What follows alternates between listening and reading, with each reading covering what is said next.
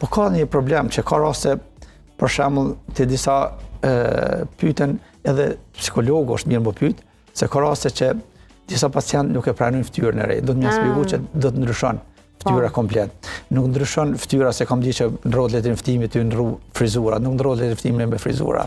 Po ndrohet kur t'ja ndron krejt pamjen. Ta do të më ndrohet letrin e ftimit nëse punon dy nufllat.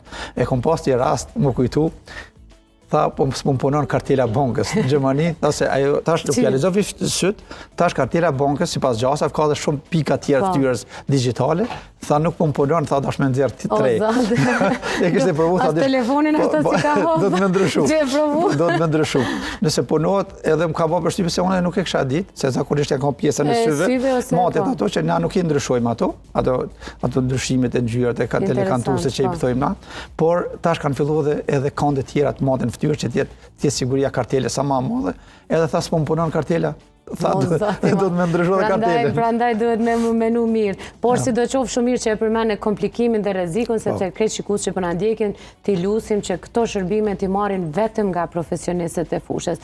Një kirurg maksilofacial e njeh shumë mirë çdo rrezik dhe e din shumë mirë ku mund të shkojë keq edhe ku duhet ketë kujdes, prandaj nuk duhet rrezikojmë dhe të marrim shërbime kudo ose nga do. Për tash edhe më herë, doktor Agronin e gjeni në spitalin Rezonanca 2.